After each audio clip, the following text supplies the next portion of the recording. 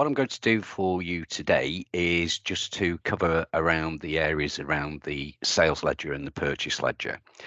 We've got two bits of functionality that we've added into the Synergy utilities, one which is called the sales account code updater, and we've also got one called the sales transaction purge. On the purchase ledger, we've got a very similar one to the sales, and that is the purchase account code updater. Okay, so what I'm going to do is I'm just going to log in as manager. And as soon as you log in as manager, you will immediately see a splash screen that says Utilities for Opera by Synergy Technology. So again, that's another indicator to say that you've actually got these utilities installed. Just a thing to point out to you about the Synergy Utilities option, there's a little button here that is just blank. And if you click onto that, that will give you the full details of each element of the utilities that we've included in Opera. So it's almost like a help screen. It produces a PDF document and you can print that off and then look at that at your leisure. So that should help you understand how some of these utilities work. Okay, so let's dive straight into financials. What I'm going to do is just choose the option for utilities, and what you'll see is an option down here called Sales Account Code Updater. I'm just going to load this. Now, the purpose of this is, if I just give you an example, you may have a particular account already set up, and I'm just going to use Bristol Leather as an example. Now, Bristol Leather got taken over by Manchester Leather Limited, and in normal circumstances, probably what you may do is just create a new account for Manchester Leather, and then likelihood you would then transfer items from the Bristol Leather over to Manchester. So the idea behind this is that you can actually change the account code to match what it is that the customer name may have changed to. So what I'm going to do here is, if I just change this to M, because this is a company change name and it's going to be called Manchester Leather Limited. Now, before I do that, what I can do is I can tick this option here that says report only. So let me just run that, and what it will do, it would actually go through and just do a quick test to see where we have traces of Bristol Leather that we're going to be changing over to Manchester. So if I just say yes to that, and immediately you can see all the tables that is scanned through to see where we've got an occurrence of Bristol Leather, i.e. the BRI 0002.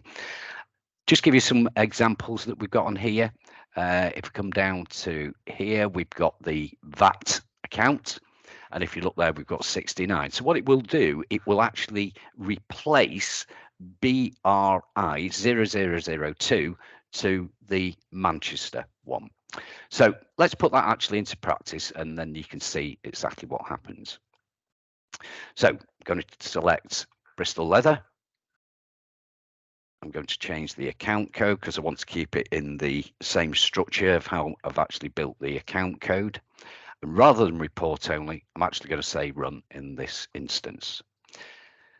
Immediately, you get these prompts that are coming through: update account from BRI, Bristol Leather, to MRI. Are you sure? Obviously, the default is no. So if you're a little bit unsure, just click no, and then the screen will close.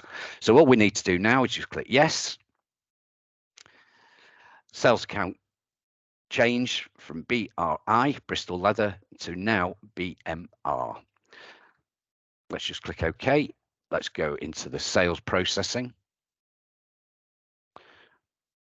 Let's just show my list, and you can see BRI is gone. And if I just scroll down, just find Bristol again, because it's still the name. There we go. So you can see now I've got Bristol Leather complete with the new account code. So all I need to do here now is just change that address.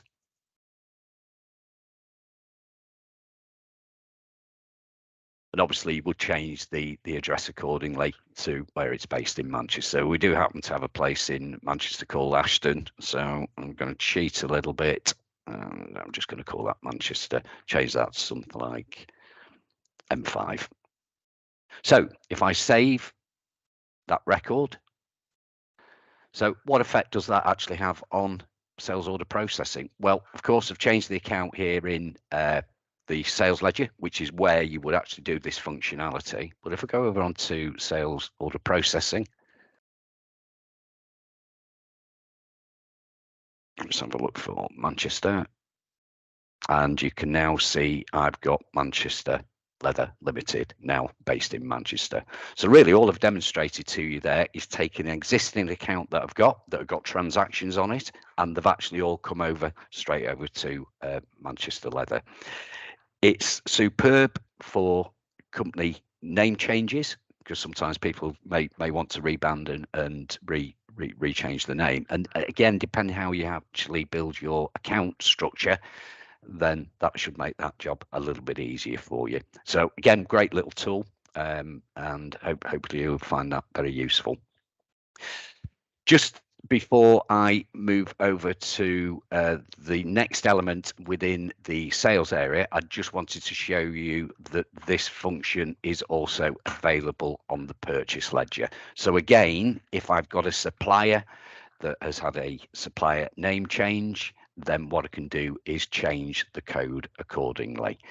And always remember, you can always do a report only to see what effects that will have and what files will be updated. So hopefully you'll find that very useful. Okay, the other functionality that we've got is this one called Sales Transaction Purge.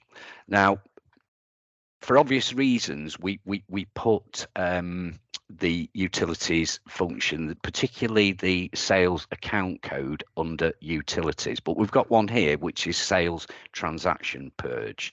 Now this is available in two places. We've got it under utilities. We also have it on the action button against the account, and you can see that down here.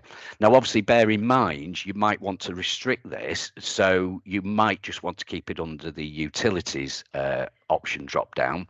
So what you can do is you can actually tailor that against a particular user profile. So obviously what you would do is go to the user profile, find the user, find the menu option, and then just remove the sales transaction purge if you didn't want to run it from the individual screen.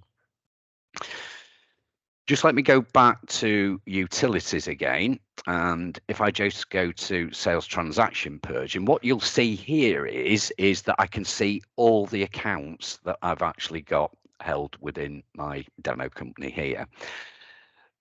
What I showed you before, you can choose an individual account and then do that purge, select the account that you want to do the purge on. So what really is the reason behind the purge?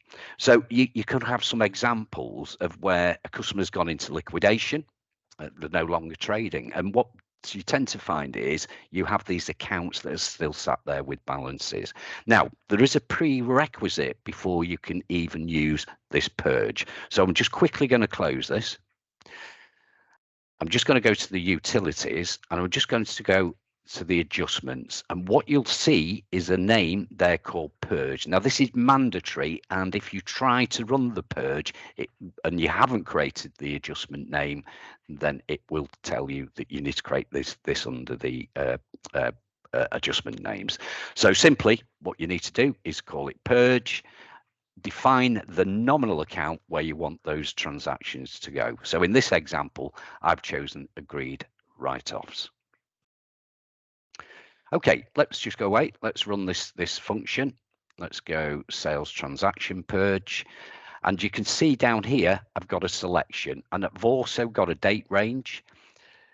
The other thing also, you may have invoices that are in dispute on some of your accounts. So what I would do is probably just investigate the account before you're doing this purge, just to see if you've got anything that is in dispute. So when you select the account and you've got items in dispute, then obviously you can just click this option here. Now, what you'll see is if I choose, let's say Galpin Motor Supplies, you can see obviously I've got a value on there. There's 26 transactions. So all I need to do is just select what it is that I want to purge. And what you'll see here is down here at the bottom, I've actually start with a running total. So let's choose another one. Let's go for Maxwell Auto Supplies. Let's do a selection on that. And again, you begin to see a running total down there at the bottom. So if I actually click OK on this, this will go away, purge those records off, and then write them to that adjustment of purge. Now, just on the action button, you've got various toggles as well. So you've got select, reverse selection, because you might select a variety of clients. You might select them all. Not that you'd want to do that, but then you could go through and then just individually take the ones off. So we give you that flexibility, so you can select a little bit easier. Okay, so what I'm going to do is I'm going to say OK. It comes back with a message to say you have selected 2 accounts to purge, 28 transactions. Do you wish to continue? So again, if you're a little bit unsure, just say no. I'm going to say yes.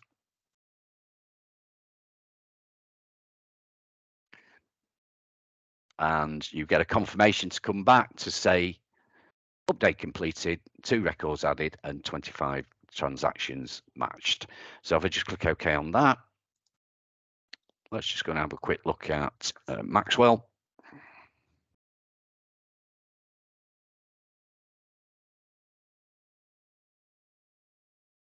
And you can now see that has now purged that account. So that was the balance that was on there. So that's done the adjustment that it requires, and we'll have done the purge and then do that. So therefore, then what I can do is go away and then remove that account.